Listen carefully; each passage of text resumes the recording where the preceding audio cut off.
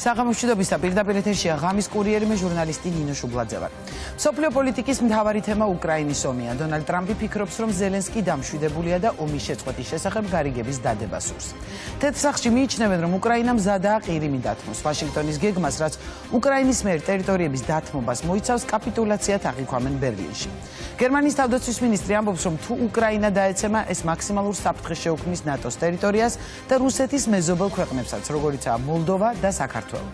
Პარალელურად საქართველოს მთავრობა დასავლეთთან ურთიერთობის დალაგებას ცდილობს. ვიცე-პრემიერი და ეკონომიკური გუნდი ვაშინგტონში შეხვედრებს მართავს.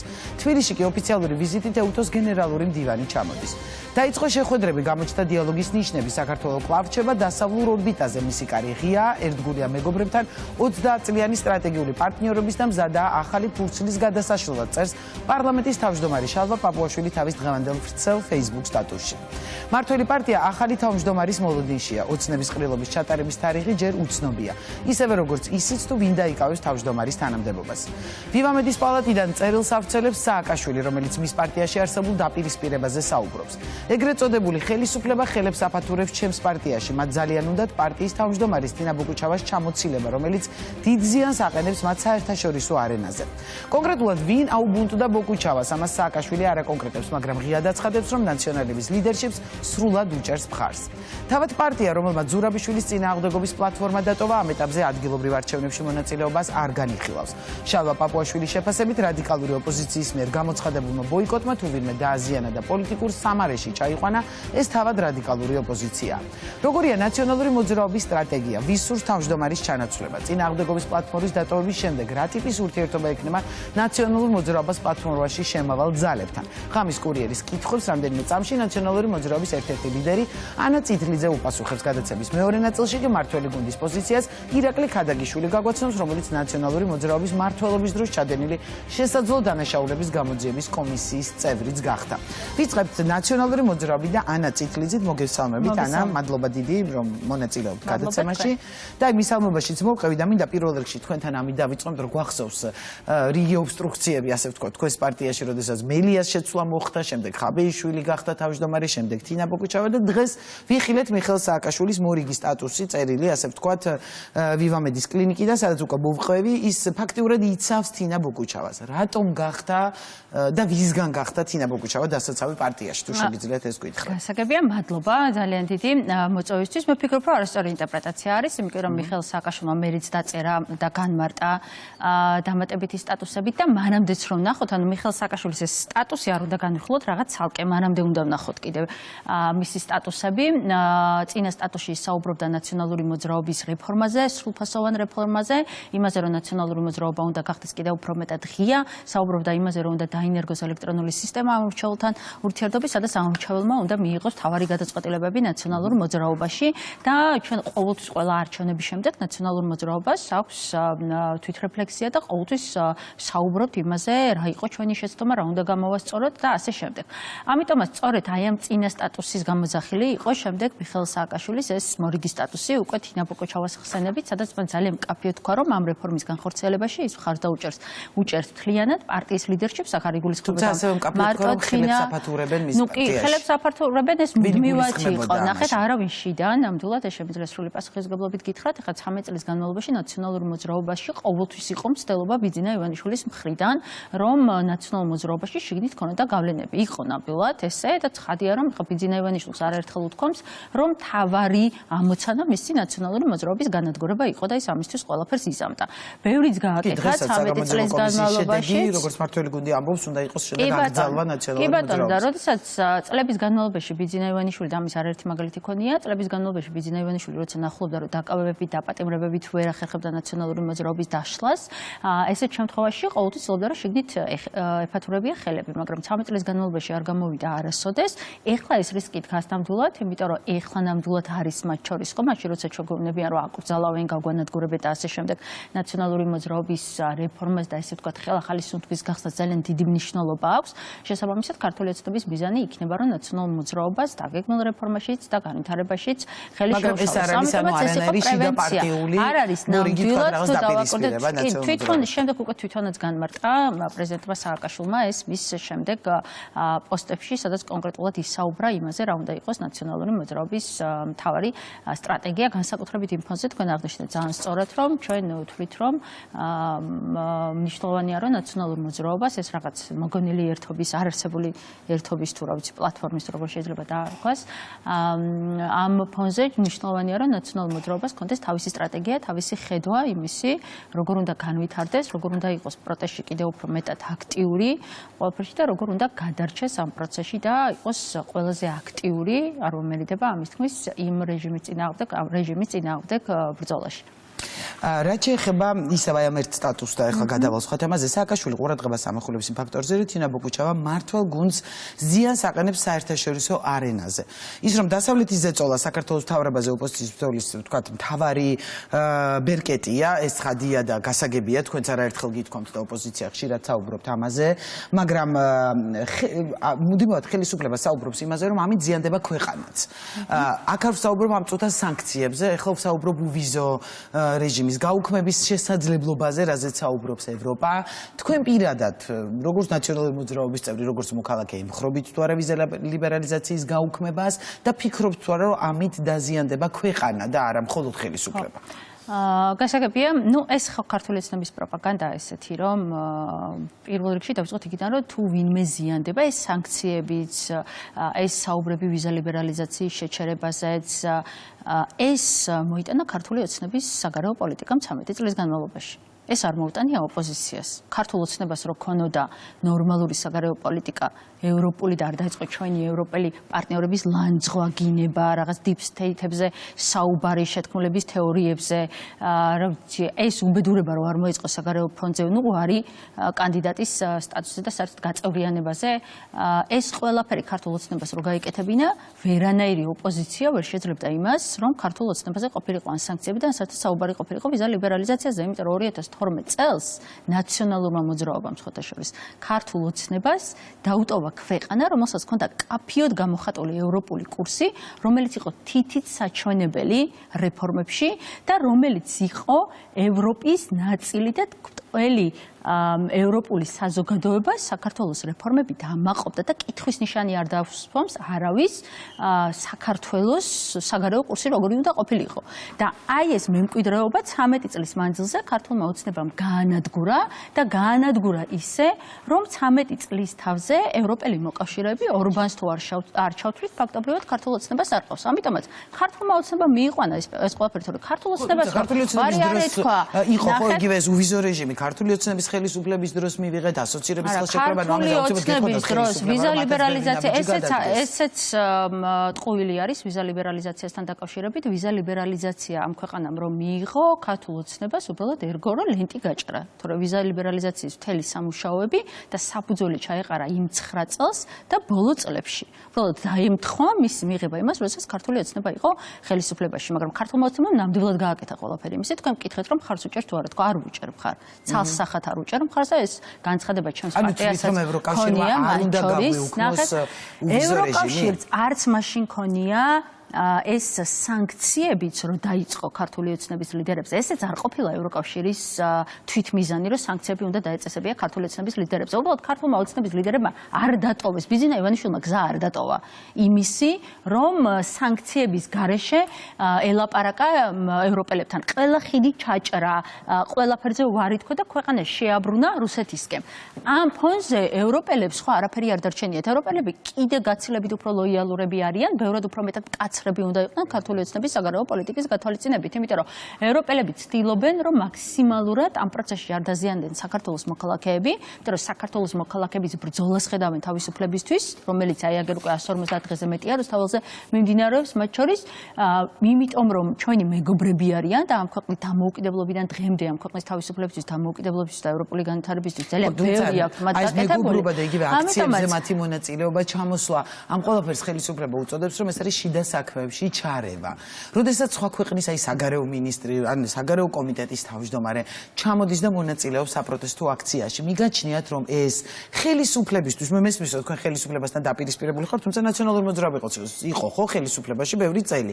როგორ აღიქვამდით რომ უცხო ქვეყნის საგარეო კომიტეტის თავმჯდომარე მაგალითად ჩამოსულიყო და თქვენს წინააღმდეგ ხელისუფლების წინააღმდეგ აქციაში მიიღო მონაწილეობა. ერთადერთი ქვეყანა, ნინო, ერთადერთი ქვეყანა, რომელიც საქართველოს შიდა საქმეებში ერეოდა, ყოველთვის ისტორიულად, ერთადერთი ქვეყანა რომელიც საქართველოს თავისუფლებას და დამოუკიდებლობას ართმევდა, ერთადერთი ქვეყანა, რომელიც ენას გვართმევდა, ადამიანებს გვიკლავდა, გმირებს გვიკლავდა და როგორც ქვეყანას განადგურებდა, ეს არის რუსეთი. ევროპის არც ერთ ქვეყანას არ ჭირდება საქართველოს შიდა საქმეებში ჩარევა. ეს არის ახლა ძალიან კარგად იცის ეს პაპუაშვილმა, ძალიან კარგად იცის კობახიძემაც, იმიტომ არიან უტიფრები, რომ იციან ძალიან კარგად ეს და მაინც აი ამ პროპაგანდას ეწევიან, რა პროპაგანდასაც ეწევიან. არ ჭირდება ევროპის არც ერთ ქვეყანას, საქართველოს უფრო მეტად ჭირდება იქით განვითარებული ევროპის ნაწილი იყოს, იმიტომ რომ ჩვენი უსაფრთხოების ნაწილია. აი როცა იძახიან, რომ ჩვენო თავისუფლება და ყველაზე სუვერენული ვართო. აი ჩვენ როცა ვიძახით, რომ ევროკავშირი და ნატო, ანუ რატო ვიძახით, აი ყველაფერში რო უკუღმა შემოატრიალეს საერთოდ თეთრ ზეროშავს გვეუბნებიან. ევროკავშირი და ნატო რატო არის თვითმიზანი საქართველოს მოქალაქეების და რატო ამბობთ, ჩვენი ისტორიული არჩევანია, იმიტომ რომ ევროკავშირი და ნატო არის გარანტი ჩვენი უსაფრთხოების, ჩვენი თავისუფლების, ჩვენი დამოუკიდებლობის, ჩვენი თვითმყოფადობის. ამერიკის განცხადებაც ნახეთ, რომ ნატოს წევრი ვერ გახდება თვით უკრაინა. ნახეთ ჩანაწერი, მაშინ ამას როგორ უყურებთ? ანუ აქაც ხო უკრაინამ არ დააშავა, თქვათ რამე როგორც თქვენ თვლით, რომ საქართველოს ხელისუფლებამ დააშავა. კი, მათ შორის ევროპელებს 2008 წელს რო უფრო ხისტი პოზიცია ჰქონდათ, როდესაც რუსეთი საქართველოში შემოიჭრა საქართველოსთან მიმართებაში. დღეს არ მოხდებოდა და ამას ამბობდა მიხეილ სააკაშვილი. ამას ამბობდა, თუმცა მაშინ ჩვენ გადაგვარჩინეს ევროპელებმა, მაშინ ჩვენ გადაგვარჩინეს ევროპული ქვეყნის პრეზიდენტები, რომლებიც აი აქ რუსთაველზე იდგნენ და ენა როგორ უნდა მოუბრუნდეთ ახლა რა თქვა რომ ეს შეიძლება და შიდა საქმეებში ჩარევა ყოფილიყო. თორე ოკუპაცია ექნებოდა სრული, ხო? და ადამიანი რომელიც ეს არის ის ქვეყნის და ხელისუფლების მხარდაჭერა რუსეთთან ომში და ახლა არის და ქვეყნის მხარდაჭერა რასთავარია. ეხლაც ქვეყანას, ეხლაც ჩვენი ევროპელი პარტნიორები არ უჭერენ მხარს არც ერთ პოლიტიკურ პარტიას და ეს დავასრულო რომ აი მაშინ 2008 წელს რომ არ გაიქცა და ეს ქვეყანა ბოლომდე დაიცვა, ისეთი საქართველოს მესამე პრეზიდენტი უზის დღეს ქართულ ოცნებას რუსულ ხელისუფლებას ციხეში. ეხლა რაც შეეხება დანარჩენს, ხო? ქართულ ოცნებას ეს ყველაფერი უბრალოდ აწყობს და აწყობს რომ აი ამ გამოგონილი და საქართველოს მოქალაქეები მართლა სულელები გონია. აი საკუთარი აუმრჩეველი გონია სულელი, როცა იმას აჯერებს, რომ ევროპელების მიზანი აქ ის არის საქართველოს შიდა საქმეებში ჩაერენ. არასოდეს ვერც ერთ მაგალითს თუ არც ევროპის არც ოპოზიციის მიზანი არ არის მაგალითად აი უვიზო რეჟიმის გაუქმება, ხო? თქვენც ამბობთ, რომ თქვენც არ ემხრობით. მაშინ შეიძლება ესე ვიკითხო, რას აკეთებს ოპოზიცია იმისთვის, რომ ეს არ მოხდეს? რადგან ამბობთ, რომ თქვენ გაქვთ მუდმივი კონტაქტი ევროპელ კოლეგებთან და იუენ სანქციებზე და ყველაფერზე ეს ჩვენ უნდა ვიცოდეთ ერთი რაღაცა, ნინო, რომ ევროპა ჩვენ უფრო მეტად გჭირდება განვითარებული ევროპის ეკონომიკაც, ჯანდაცვაც, უსაფრთხოებისთვის და ასე შემდეგ, იმისთვის, რომ ჩვენ თავისუფალი ძლიერი, ეკონომიკურად ძლიერი ქვეყანა ვიყოთ და დაცული ვიყოთ რუსეთისგან, ჩვენ უფრო მეტად გჭირდება, ვიდრე ევროპა შეიძლება, ხო, ჩვენ აქეთ ჭირდებოდეთ. ამიტომაც ნახეთ, მთელი ამბავი რა უნდა იყო. იმისთვის, რომ იმ ევროპის ნაწილი გახდე, რომელიც ჩვენ ამდენი წელია გეხმარება და დღეს რო ჩვენ ამ ქვეყანაში საერთოდ ჯანდაცვაც გვაქვს, ჩვენ რო ამ ქვეყანაში რაღაც ინფრასტრუქტურული პროექტები ხარ რო ჩამოვთვალო, რა ვიცი, იმდენი იქნება, რომ ეს ყველაფერი ევროპული ფულით და ჩვენი საერთაშორისო პარტნიორებით კეთდება, ხო? მაგრამ თუ ქართულმა ოცნებამ მე ვთქვი კიდეც დღეს ევროპელები უნდა იყვნენ ბევრად უფრო ხისტი, ვიდრე არიან. იმას, რომ ქართული ოცნება უფრო მეტს იმსახურებს, ნამდვილად იმსახურებს იმას, რომ კახა კალაძის ცოლი ვერ დადიოდეს და იმაში მილანში საყელებზე ვერ დადიოდეს, როდესაც მისი ქმარი ძილს უთხრის ამ ქვეყნის ევროპულ მომავალს. კიდე არ არიან ისეთი ხისტები, როგორიც უნდა იყვნენ ამ ყველაფერში. და რატო ამბობ ამას? აი ვიზა ლიბერალიზაციაზე რომ მეკითხებით, არ არის ეს კი ნამდვილად თვითმიზანი, იმიტომ რომ ჩვენ არ ვთქვით, რომ საქართველოს მოქალაქეები უნდა ამ ყველაფერში, მაგრამ მე კი არ უნდა გავაკეთო, ქართულმა ოცნებამ უნდა გააკეთოს, ინო ქართული ოცნების პასუხისმგებლობა არის. თუ ქართული ოცნება და ბიძინა ივანიშვილი გააგრძელებს იმ თამაშს, ეხლა რასაც თამაშობს რუსეთთან, რომ ეს ქვეყანა იზოლაციაში იყოს და რუსეთისკენ ბოლომდე მოაბრუნოს, 50 პოლიტპატიმარი ყავდეს, არჩევნები მოიპაროს, ადამიანები დაასისხლიანოს, აქ რუსული აგენტურა გააძლიეროს, რუსული ინტერესები გააძლიეროს და ასე შემდეგ და ევროპელები ლანძღოს, აგინოს, რაღაც deep state-ებზე ილაპარაკოს და ასე შემდეგ, ეს ბუნებრივად დადგება, იმიტომ რომ ეს ვიზა ლიბერალიზაცია, რა თქმა უნდა, იმიტომ რომ ნახეთ, რა თქმა უნდა, იმიტომ რომ მე რაღაცა რამდენიმე წლის წინ რომ ვინმეს ჩემთვისაც კი ეკითხა, რომ მე მიუხედავად იმისა, რომ ოპოზიცია ვიყავი 2012 წლიდან დღემდე, რამდენიმე წლის წინ მე ვერ წარმოვიდგენდი, რომ ამ ქვეყნას დასანქციონებული ხელისუფლება ეყოლებოდა. ეს არ არის კარგი, ნამდვილად არ არის კარგი და მე ვერ ვიტყვი, რომ ეს მიხარია, ნამდვილად არ მიხარია, რომ ჩემს ქვეყანას დასანქციონებული ხელისუფლება წარმოადგენს, მაგრამ ეს არის რაც დაიმსახურეს. ამიტომაც ქართული ოცნების პოლიტიკაზეა მხოლოდ დამოკიდებული რა ბედი ეწევა ვიზა ლიბერალიზაცია, ეს არის მხოლოდ მათი პასუხისმგებლობა და იმ კურსით, რა კურსით ახლა აღებული აქვს, ეს რომ ძალიან დიდი კითხვის ნიშნის ქვეშ დგას და ამაზე რომ საუბრები დაწყებულია, ეს არის ფაქტი. ცუდი, მაგრამ ფაქტია. კარგით, მინდა გკითხოთ ნაციონალურმა მოძრაობამ ზურაბიშვილის წინააღმდეგობის პლატფორმა დატოვა, ამის შესახებ თქვენი პარტიის ლიდერმა ისაუბრა მიზეზების შესახებ, თუმცა საინტერესოა რა ტიპის ურთიერთობას ინარჩუნებთ სხვა ოპოზიციურ პარტიებთან, ვგულისხმობ, მაგალითად რაღაც ბრძოლის სტრატეგიაზე ადრე იყო საუბარი, რომ ერთიანად უნდა მიიღოთ ეს გადაწყვეტილება, ერთი მაგიდის ირგვლივ. ეხლა ისევ ცალ-ცალკე მოხდება, თქვენი ბრძოლის სტრატეგიას გაუზიარებთ მათ, უბრალოდ თანამშრომლობა გავრცელდება, იმიტომ რომ მუდმივად იყო ამ ერთობაზე საუბარი, რომელიც ვერ შედგა. ხო, ოღონდ ეს რომელი პლატფორმა, იმდენი პლატფორმა დაანონსა ქალბატონს და მე ცოტა ხო, რაღაც წინააღმდეგობის პლატფორმა. კი, ბევრი სახელია, ეს წინააღმდეგობის პლატფორმის გულისხმობს. კი, ჩვენ ეს ირონიაც უკაცრავად, მაშინ უნდა ჩაგეკითხოთ. არის კავშირში იმასთან, რომ აი მაგალითად თინა ბოկუჩოვმა პირდაპირ თქვა, რომ სალომე ზურაბიშვილმა არ შეიცვალა მიხეილ სააკაშვილი უკმაყოფილება იყო ამასთან დაკავშირებით და იგივე ბოკუჩოვას თქმით, სალომე ზურაბიშვილის ფიგურა ასწავლეთ პლატფორმაზე 4 ოპოზიციურ პარტია ერთსულადად შეთანხმდა, რომ კომისიაში არც ერთი ოპოზიციონერი პოლიტიკოსი არ გამოცხადებულიყო, რაც გიორგი გახარიამ დაარღვია, რითიც ხაზი გაუსვა იმასაც, რომ არანაირი კოორდინაცია არ არსებობს. ანუ ორი მთავარი მიზეზი გახარია და თავად სალომე ზურაბიშვილი. თუმცა მიუხედავად იმისა, რომ მიხეილ სააკაშვილის შეწყალება ჩვენთვის პრინციპულად მნიშვნელოვანი საკითხია და ვთვლით, რომ ადამიანი, რომელმაც ყველაზე მეტი ამ ქვეყნის ევროპული მომავლისთვის გააკეთა და რომელიც პოტნის დავალების ციხეში არ შეიძლება ციხეში იჯდეს და მიუხედავად იმისა, რომ ეს ახლა სალომე ზურაბიშვილის კისერზე ბევრი განცხადება არის, არასწორი კი არა ვიტყოდი, რომ წარმოუდგენლად ცუდი, თუმცა ეს ისტორიული უსამართლობაც მიხეილ სააკაშვილის არ შეწყალების მის კისერზე ნამდვილად იქნება, იმიტომ რომ ძალიან არალოგიკური გამოდის თუ ამბობს რომ რუსულ რეჟიმს ებრძვის, მაშინ რუსული რეჟიმის მიერ დაპატიმრებულ მესამე პრეზიდენტს ლოგიკურად უნდა იწყალებდეს, ხო? ნუ არ შეიწყალა, მაგრამ მიუხედავად ამისა, ნაციონალური მოძრაობა და თავად მიხეილ სააკაშვილი ძალიან სახელმწიფოებრივად უყურებდით ამ საკითხს და მიუხედავად იმისა, რომ ჩვენ ვიცოდით, რომ ეს არ შეიწყალებდა მიხეილ სააკაშვილს და ჩვენთვის ნათქვამი ჰქონდა, ჩვენ არც ერთ პროცესში, რომელიც უკავშირდებოდა საერთო კოორდინაციას, არც ერთ პროცესში არ შეგვიქმნია არანაირი პრობლემა. პირიქით, იქ სადაც წინა საარჩევნო საუბარი იყო იმაზე, რომ აი ერთიან სიაზე რო იყო საუბარი თუ გახსოვთ, ჩვენ სად ვიყავით, ეს ძალიან მტკივნეული საკითხი იყო პირადად ჩემთვის. იმიტომ რომ მე არ ვიყავი ამაში დარწმუნებული, რომ ამ ხელმსხვერპლი უნდა გავყო, მაგრამ ჩვენი პარტია მზად იყო, რომ ვარი გვეთქვა საკუთარ ნომერზე და დეპუტატების კვოტაზეც კი თუ ერთიანი სია იქნებოდა და საერთოდ ყველაფერ პარტიულზე, ოღონდ ეს რაღაცა ერთობა შემდგარიყო ამ ყველაფერში და შემდეგ შეიქმნა ეს რამდენიმე პლატფორმა და ეხლა ბოლოს ეს პლატფორმას დატოვეთ. ნახეთ თუ ლიდერი რა არის. ლიდერი ის არის, ვისაც შეუძლია სხვადასხვა განსხვავებული ჯგუფების ერთმანეთთან კოორდინაცია. ხო, თუ ეს სალომე ზურაბიშვილმა ქვეყნის შიგნით ეს სამწუხაროდ ვერ შეძლო. ვერ შეძლო, იმიტომ რომ არა მხოლოდ ეს საკითხი კომისიასთან დაკავშირებით საკითხი, ხო? ნუ ეს ამ ოპოზიციურ მე არაერთხელ მithქვამს ეთერში, რომ ეხლა მე ვფიქრობ, რომ თვითონ უნდა გძონდეს მაგალითად თავშეურაცხყოფილად, რომ გადაწყდა თვითონ რომ იქ იჯდა იქ და ითქვა, რომ არ უნდა წავიდეთ კომისიაზე და უცებ გახარია იქ რო აღმოჩნდა, ეს პირველ რიგში მისი შეურაცხყოფა იყო მასთან ერთად გადაწყდა. ნუ რეაქციაც ჰქონდა მას ამაზე განცხადება გააკეთა, მაგრამ რა უნდა ეკნა სხვა პარტიებს ან სალომე ზურაბიშვილს თუ კი გახარია მივიდოდა იქ. ხო, ნუ ვერაფერი, მაგრამ ნახეთ, მან თავი რა არის, რომ მან თავარია რომ მკაფიოები ვიყოთ ჩვენ, იმიტომ რომ გახარიას ჩადენენ, მე ისედაც მგონია რომ ძალიან ბევრი ესე ვთქვათ, რაღაცნაირად ძალიან ბევრი ეპატია ამ საერთო ოპოზიციურ რაღაცაში, ისა რა ქვია, გახარიას შესაბამისად არც რომ გახარიას გამო პასუხისმგებლობა რაღაცაზე მე უნდა ავიღო ნაციონალურ მოძრაობა, ან ვინ საქართველოს მოქალაქეობა უნდა იცოდნენ, ვინ არის ის, ვინ შეთანხმება დაარღვია და ვინც ერთგული არ არის თავისი სიტყვის, სულ ეს არის, ხო? ამაში რომ კოორდინაცია ცხადია გრძელდება, ჩვენ გვითქვამს არაერთხელ რომ ვიქნები თუ არ ვიქნები ჩვენ ამ პლატფორმაზე თუ არ ვიცი, კიდე რაღაცა შეიქმნება სხვა პლატფორმა თუ ასე შემდეგ, არა აქვს მნიშვნელობა, ყველგან სადაც დაჭირდება წინააღმდეგობის გაძლიერებას ჩვენ ვიქნებით ყველგან მივიღებთ მონაწილეობას, ყველგან გავაძლიერებთ.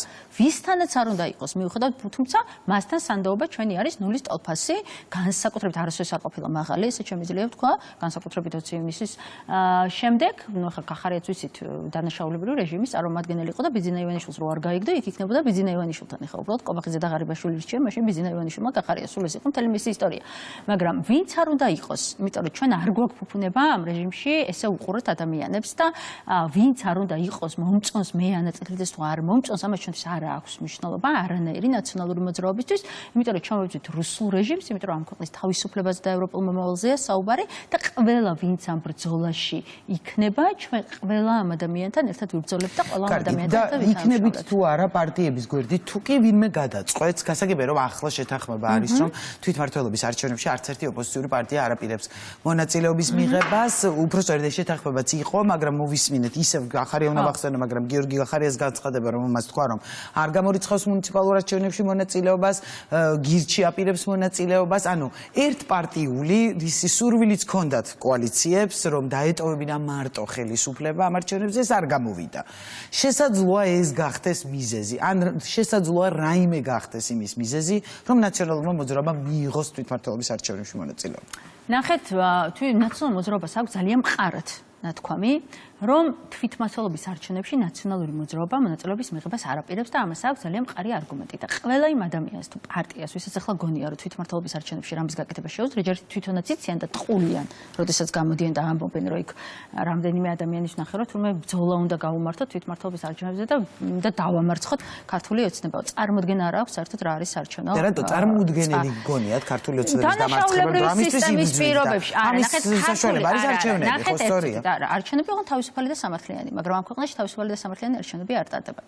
ამ ქვეყანაში ტარდება არჩევნები, რომელსაც ატარებენ კანონიერი ქურდები, ამ ქვეყანაში ტარდება არჩევნები, სადაც პირადობის მოწმობებს კანონიერი ქურდები აგროვებენ პოლიციელები, ჩართულია სუსი, სადაც ყველა სახელმწიფო სტრუქტურა არის ჩართული იმაში, რომ საქართველოს მოქალაქეები ჯერ არჩევნებამდე არ მივიდნენ, მერე თუ მივლენ ვინც ეჭებათ, მაგათი პირადობის მოწმობები აღებული ჰქონდა და იქ რომ მივლენ, მერე ისე დაარღვევენ ის ფარულობა, რომ არც ერთ საჯარო მოხელედ გარანტია არ ქონდეს იმის, რომ ეს ფარულობა იყოს დაცული. შესაბამისად, აი ამ პირობებში, თორე ისე ქართული ოცნება თავისუფალ და სამართლიან არჩევნებში მაქსიმუმი, რასაც აიღებს, ალბათ 15%-ია იცის და მაგიტომაც გავდნენ გის. ნახეთ, პირველი, ჩვენ ყავს პოლიტიკური პატიმრები. როდესაც ყავს პოლიტიკური პატიმრების ღალატი იქნება, ეხლა ნებისმიერ ადგილობრივ თვითმმართველობის არჩევნებზე საუბარი და ფიქრი. ვის შეიძლება აწყობდეს ადგილობრივ თვითმმართველობას? ქართულ ოცნებას აქვს ლეგიტიმაციის პრობლემა. მისთვის ეს არის ყველაზე დიდი პრობლემა და საერთაშორისო იზოლაცია არის ყველაზე დიდი პრობლემა. რას ვიზამდი ეხლა ბიძინას ადგილ დიდი ფილოსოფოსობა არ უნდა ამას. მოდის ადგილობრივი თვითმმართველობის არჩევნები. ხო, ადგილობრივი თვითმმართველობის არჩევნებზე ბიძინა ივანიშვილმა ეხლა, რომ ეს ლეგიტიმაციის საკითხი ევროპელებთან აი რაღაცით მაინც დაალაგოს, ამისთვის ჭირდება, რომ ადგილობრივი თვითმმართველობის არჩევნებში ოპოზიციამ მონაწილეობა მიიღოს. იმიტომ რომ ის ეუბნება აგერ ევროპელებს, რომ იცით რა, აგერ არის, ხო იძახიან არჩევნებს, აგერ არის ადგილობრივი თვითმმართველობის არჩევნები. მიიღონ ადგილობრივი თვითმმართველობის არჩევნებში მონაწილეობა და აბა თუ მოიგებენ ნახოთ.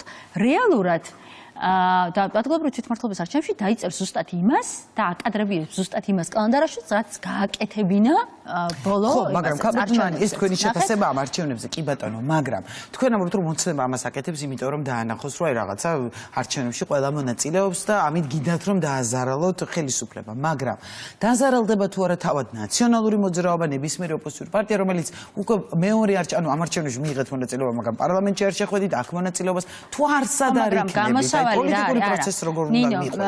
ნახეთ, საკრებულოები და პარლამენტი განსაკუთრებულად მნიშვნელოვანია, მნიშვნელოვანი ტრიბუნა არის, მაგრამ წინააღმდეგობის ბრძოლის ისტორიას რო გადახედოთ ბევრ სხვა ქვეყანაშიც, ქუჩიდან იბრძოდნენ ადამიანები და მთავარი წინააღმდეგობა სადაც არის, აი იქ იქნება პოლიტიკა.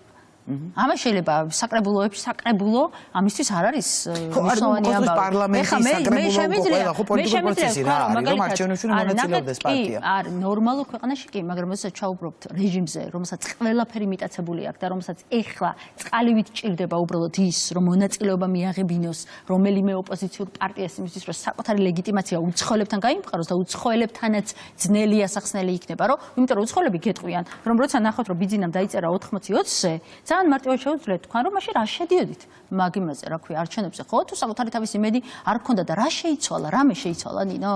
ან ცესკო შეიცვალა? ნუ სუსი ახლა ოხანაშვილი რო შეიცვალა, ეგ არაფერს არ ნიშნავს, ხო? ანუ რამე შეიცვალა ამ ქვეყანაში, იმისთვის, რომ საარჩევნო სისტემა გაუმჯობეს და ბოლო ცვლილებები ისეთი მიიღო ცესკომ, რომ ისიც კი არ შეუძლიათ უბანზე, რომ უბრალოდ ფოტოთი მანამდე შემოწება თუ შეგვეძლო, ახლა მაგასაც ვერ შევამოწებთ.